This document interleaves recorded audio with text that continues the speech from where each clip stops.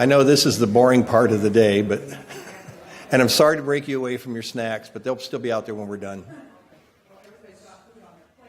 Oh. Well.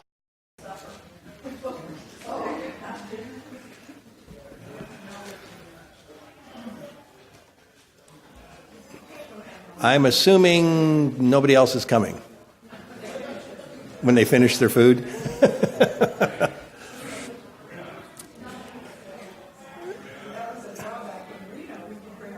Yeah, I know. It's a challenge here. I understand. And I apologize. We have to have the break, and then you can't bring your food in here while this is all going on. But I'll make this as quick as I can. What I want to do is I want to have meetings like this probably a couple times a year from here on out, and you can convey this to everybody else who's not here when they get back in, if it's your mate or whatever. I don't intend this meeting to be one that we're going to resolve many things. It's more of a planting the seed kind of concept for future discussion and scoring out the detail and putting flesh on the bones kind of thing. If you haven't filled out the survey, and I got quite a few of them back in today, and I appreciate all of those of you who took the time to fill out the survey. If you haven't, you've got until next Sabbath to get the survey filled out and sent to me. I'd like to have the input from each individual. We have copies available at the information table if anybody wants to do that. Over the past 10 years that I've been here in Sacramento, we have had committees here in the Sacramento congregation.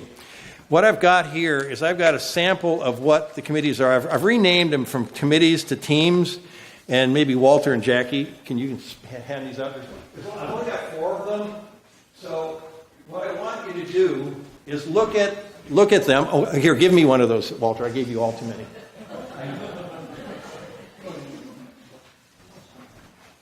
What I'm going to do is I'm going to have these 8 copies float around the congregation. Look it over.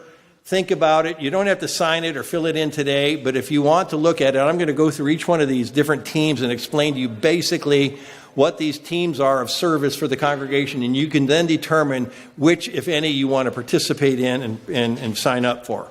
I've got 8 blank copies, again, floating around. You can take them home with you if you'd like, if you're the last one with them today, or you can sign your name to them.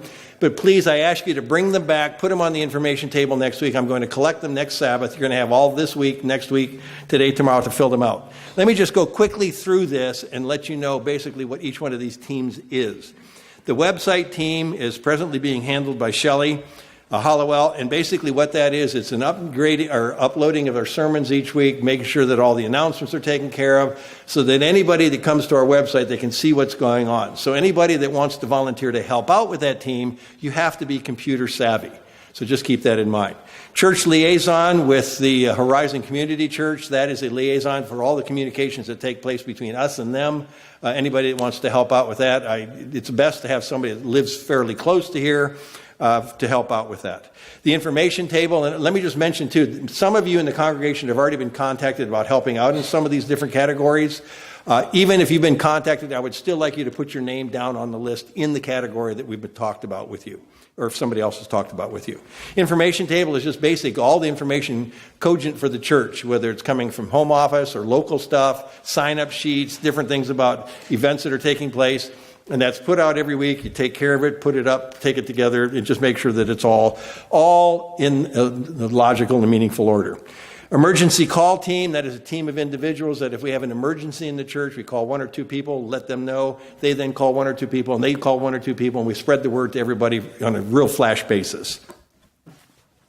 Greeters and ushers team, those are the individuals who are assigned each week to meet people at the door, and then we will explain to you how to handle that, and it's a real simple job to do. You just greet all the members as they come in, and then if we have guests, you introduce yourself, you introduce them to somebody else when they come in the church as well. Outreach team, we used to have good news distribution here going in Sacramento. We're not doing that right now, but if somebody wants to take that challenge on and get it back out, it's like getting good news magazines to the doctor's office, dentist offices, and places like that. Scrapbook and photography. We had an individual who was handling that for us. Nobody's doing that now. We've got an individual who's come forward and said he'd like to go ahead and get started with that. But if you want to help out with scrapbook and photography information just to get things going again for the whole church, you can do that. Social team is basically a group of individuals who will make plans for socials for the congregation throughout the year, and then just help implement them, organize them, and that sort of thing. Songbooks is just getting the songbooks distributed on a weekly basis, and then making sure they're picked up and stored. And then if we have a combined service somewhere, they have to haul the songbooks and take them back and forth and get them all taken care of. Finance team is the individuals who take care of the finances, the checkbook, and stuff like this in the church. We prefer somebody that's got accounting background to help out with that sort of thing. If you want to help out in that arena or step into that arena, put your name on that list. Music team. We haven't had a music team here in quite a while. If you want to get on, if you want to sing in a choir, if you want to play an instrument, if you want to do special music or anything like this, or help and participate in a musically oriented team, put your name on that list and we'll get something like that going.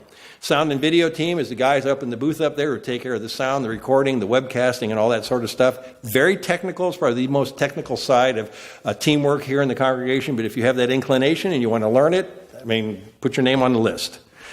Kitchen and supplies team, individuals who are responsible for making sure that we've got all the supplies in the kitchen, help set things up each week for snacks and that sort of thing, and then make sure that we've got all the right accoutrements that we need for different socials that are going on. Cards and prayer requests, and individuals that send cards out. When we get all these prayer requests come out, we have one or two individuals in the congregation. They literally send cards out to individuals throughout the year. Hall setup and cleanup. That's the down and dirty one. You need to get here early or you need to stay late each week. And they rotate the team, so it's not you're going to have to do it every time. If you want to help out in that area, we always need more help in that area, let us know. Church library, which has been closely linked to the information table over the years. We don't really have much going on in the church library anymore. Matter of fact, maybe what we can do is just reevaluate that and see if that's something we need to keep going. Attendance team, basically, you have to know who everybody is in the congregation, and I would like to know if you've got like Excel background, Microsoft Excel, so we can get sheets going where we can keep track of all that sort of thing. And if you want to get to know everybody in the congregation, attendance taking would be a good way to do that as well. Flowers, just making sure that we've got flowers each week for Sabbath services. We've got several arrangements that have been made. We keep them in storage. You can basically, all you have to do is bring those out and get them put back at the end of the thing. Festival advisor, that's a very specialized area. But if anybody wants to step in and try to help out in that area, it would be nice to have a backup or somebody else to do it, and maybe in the future, put your name on the list in that arena. There you are. Look it over, pass the sheets around. If you've looked at them all now, you don't have to sign up today. If you want to sign up today, you can. I've got 8 of these sheets floating around the congregation. Take a look at them. Please get them back to the information table if you signed up yet, Kathy. I don't think we need more. Everybody, they know basically what they want. They can pass it around even during this meeting. I'd like to discuss our possible socials for the future for types and for frequency. As you know, we've got one coming up, set up on December 19th at Western Night Celebration. I think one of the first questions we need to ask is, should we try to have another winter social, which is more like a full-blown social? Because it's hard to do full-blown socials other than in the winter months when the sun sets early enough. What do you guys think about having another one in maybe January or February? Anybody have any thoughts regarding that? Brown is shaking her head yes. If you have thoughts regarding this, and several of you on the surveys that you've returned to me so far, and I want to thank all of you who took the time to fill out surveys, and those of you going to bring them in, you've got until next Sabbath to get them into me. Some people have just suggested smaller things, like just a potluck after services some Sabbath, have potluck, socialize for an hour and a half, and go home. We don't have to do something bigger, more grand than that.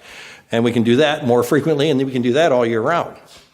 What about a church service in the mountains or outside somewhere as a special kind of Sabbath? You'd have to do that when it's warmer months, like spring and summer and fall. But if you can think of places like that that would be appropriate for that kind of thing, that's what we want you to bring forward. And one thing you'll learn about me, if you haven't learned it already and you haven't been around for a long period of time, if you bring something to me and say, well, what about this? I'll say, that sounds like a great idea. You run it. So just be prepared for that in case it happens. Now, if you bring something to me and you can't run it or you can't organize it or don't have the time or whatever, let me know. We'll find somebody else to help out or somebody else to take it over. But keep in mind, Reno sponsors the Reno Donner Weekend every year. That's the first weekend typically in August. That's a big event. Both congregations get involved in that. Other church members from other church areas come to that each year. It's one of those kinds of things that it's going to keep going on. We're going to keep doing that, so you know that that's going to happen in August this year. So on all these other things, I just want to get your thinking caps going here. And if you have thoughts, have ideas, have suggestions, have recommendations, shoot them to me. Send me an email, send me a text, whatever you want to do, and I'll start compiling all this stuff. And then once we get a social committee together, we can start employing that. Or if somebody's got something specifically in mind for January or February, let me know. Okay. Another thing that I would like to get everybody thinking about and talking about, I'd like to discuss how we might be able to enhance the Sabbath service experience for everyone. During the regional pocket conferences of the last go-around that we had, that was the primary focus of those pocket conferences, is looking at the experience that somebody has when they come to a local congregation. How can we make that experience a more pleasurable one, a more enjoyable one, more welcoming one, all the other ideas. Some of the more obvious things are have a church sign out in front of the building that says United Church of God on it. I think we have a sign like that. I don't know if it's out all the time. Having somebody at the door greeting people when they come into the church service, welcoming them to the United Church of God Sacramento congregation, introducing them to somebody, and just making them feel more welcome. We do a lot of that already, but those are just two real practical things. If you can think of anything else that might be able to be incorporated, feel free to put it on your survey, or feel free to just send it to me and make a suggestion. I mean, we're all ears right now. We're all ears from the survey standpoint. We're going to take every single survey. We're going to read every single survey. I'm going to summarize all the surveys together, and I'm going to share the results with you, good, bad, or indifferent. So just keep that in mind. We want to have you feel like this is your congregation and make it work the way you want it to work. So be thinking of that and keep that in mind constantly. You know, what it's like when you're laying in bed sometimes, you think, boy, this would make a great social. Get up and call me. No, I'm kidding. Don't do that. Get up and don't call me. Call Dudley. Write it down or something, or just make a note of it and send something to us the next day, because, you just never know when the thought's going to come to your mind. So I really am looking for input and feedback on this. There have been a series of deaths and illnesses in the ministry with the members across the country over the last couple of months. It just seems like since the feast this year, we've been overwhelmed. Please keep the leadership and the membership in your prayers continuously. I've received several updates on Roy Halladay, even though we're not getting regular ones on it. We're getting most of the updates are coming from the family members. For Roy Halladay, after he had his stroke in mid-October, he went home on Thursday, so he's been home now. This will be his Thursday, Friday, his third day at home. His first day at home, he did really well. Second day at home, he actually got up and was walking around the house without his walker. He told his son, he said, I want to go into the bedroom. He said, why don't we go into the kitchen and find something? He said, no, I want to go into the bedroom. He said, well, what do you want to go in there for? He said, I want to go in there and pray. So his son let him walk in the bedroom, followed him in, watched him go into the bedroom. He got down on his knees on his own, which is really a huge thing for him. Prayed, and when he got up on his own without the use of his walker, and he was able to walk back. The big challenges that Roy is facing now is the left side of his face, the left side of his mouth is still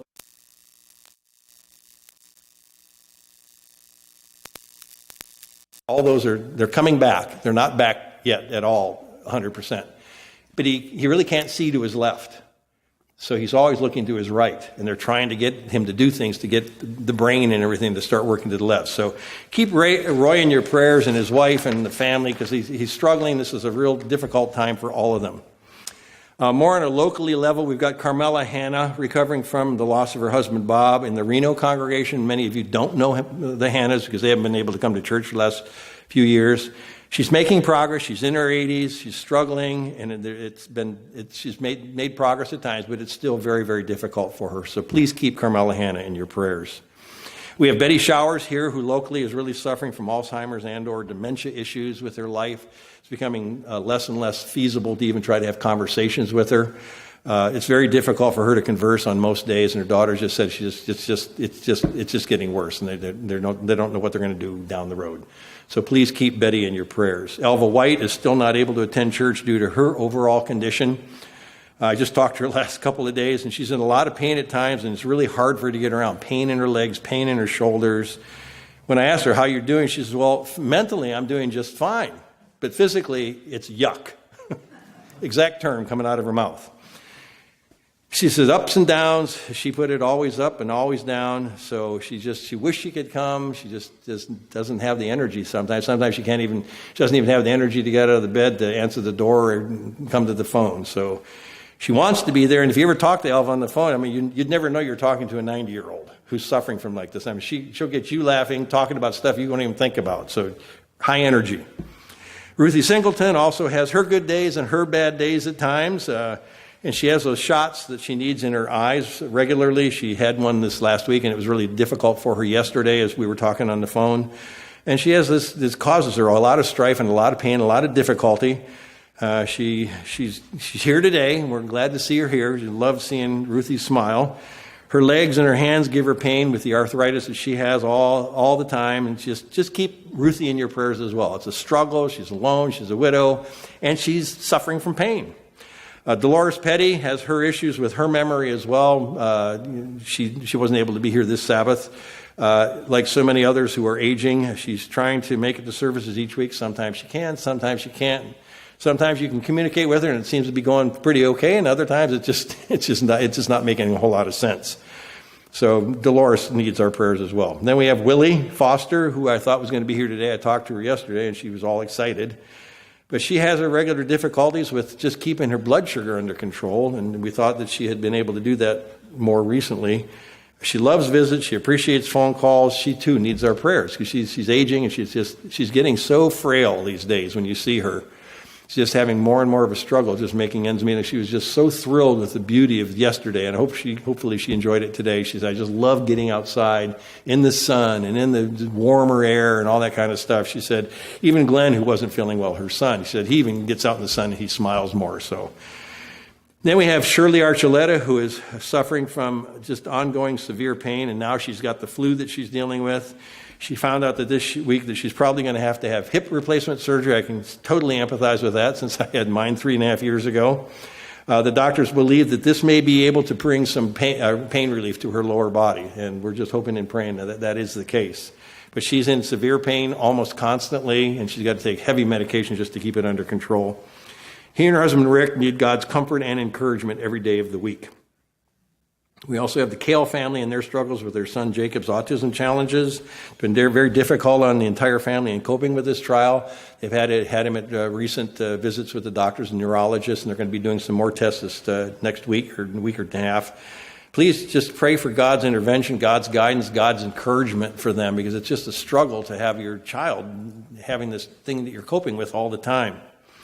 We also have Gary Pratt, who is a seemingly never-ending challenge with his asthma and his COPD. I saw that Gary and Angela were here at services today. They can't make it all the time, sometimes because of his health, and sometimes it's just too expensive to get here. But please keep he and his wife Angela in your prayers. They're constantly struggling with all this stuff going on in their life, and then something else comes up. And now we have Marcy Sudam, who has had a bad case of bacterial pneumonia, which is really a tough pneumonia to kick. And she's also struggling with asthma. She has had her immune system pretty much compromised over the years with her several cancer surgeries that she's had over the years. So it's really a struggle for her immune system to bounce back after stuff like this. She told me yesterday was the first time she hasn't had a fever in over 2 weeks. So she's really been struggling. But not having a fever yesterday, not having a fever today, those are really positive signs, especially with the pneumonia.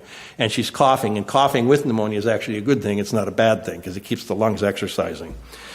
And then, of course, we've got Virginia Roby, our eldest statesman. I think she's 93 or 94 now. 94, maybe 95. But she's here most weeks when she had been here today, but Pat and Indy are sick. So she didn't have a ride to get to church this week. She needs a dose of strength and encouragement on a regular basis. I mean, I went out to visit her one day to drop something off at her house, and it took her forever to get to the door, and she came to the door with chicken goop all over her hands. She had cooked the chicken, and she was separating it, and she didn't have time to get her hands clean. So it was really, really funny. But it smelled good coming out of her house, though. Anyway, these are all individuals in our congregations who need our prayers, need our encouragement, need phone calls, need letters, need visits, need everything that you can possibly muster. And I'll tell you what, you do this and God and Jesus Christ are going to bless you all. It's just a fact of life. Okay, switching gears here. 2 more things and we're done. See, we're going to get out of here at a reasonable hour. What about combined services on holy days? We've been doing that off and on for the years. Which holy days. The first ones we got coming up are the first day of unleavened bread is pretty challenging one, but the last day of unleavened bread might work out. Then we've got Pentecost, then we've got trumpets, and atonement's not really a good day to do that on.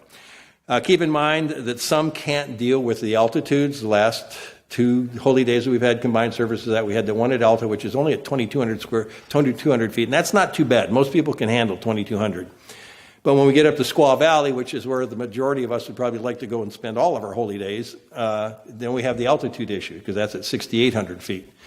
So keep in mind combined holy days, what we might do. Maybe you've got some really creative alternative that we can consider and do something with. We used to go over to Fairfield and to, what's that other town? Vacaville, that we'd have combined services with the coast people. We haven't done that in about 5 or 6 years. So those are all things that we want to consider in the future. We're thinking about it. If we're going to do any combined holy days for the spring, coming in January is when I need to start making arrangements for that. So keep that in your thinking process. Keep that in mind about what we might want to do and what you think might work. And if you've got some creative idea that you think might be able to solve everybody's issues and everybody's problems, and bring it to our attention. That's what we're looking for.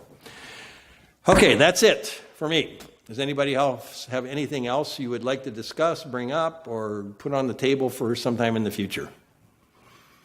If you can't think of anything today, feel free at any time to send it over to me. This is the time of the year between now and the end of the year is when we're going to start making all these adjustments, plans, and put everything in gear, all the assignments for the teams and stuff like that.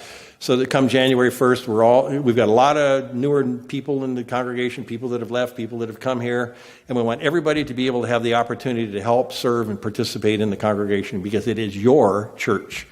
And I want you to all feel like you can take ownership of it and go down the path with it with an excitement and enthusiasm and enjoying each other's company. Okay, yes, Wayne. I'll just say, we're kind of new to this group, and we felt very welcome. We're kind of part of the group now, but you mentioned earlier about making suggestions for being a welcoming congregation. I think that's one of the strengths of the congregation. I'll just say that my mother even attended services, and she wasn't offended. We were all a bunch of crackpots. But you made it. Made it the whole day. She was that late. But anyway, I think it's a really good group, and it is one of the strengths of this congregation that we can really grow on. Well, that's one of the things that's been coming through on the surveys too. The few that I've read, I try to read maybe the first 1 or 2 questions and stuff, but almost unilaterally when it's asked, that kind of comment has been made about the congregation, which is really an encouraging thing to see and hear and know that everybody feels that way. I know that Jenny feels that way, and I know her mother felt that way when she was here. She literally, she spent 3 days with us before she left to go to Texas and then to Colorado. She said, I feel like this is my church. And she was only here visiting. So she'll be back. She said she can't wait to see everybody again. So anyway, thank you for your participation. Thank you for sticking around today. I know there's some snacks still left out there. Feel free to enjoy those. Feel free to look these over. There's another one if anybody wants to look at it. Feel free to fill them out today if you want to. Otherwise, put them on the information table, and we'll have people fill them out over the next week or two, and then we'll get that all going. Have a safe trip home, and we'll see you next Sabbath.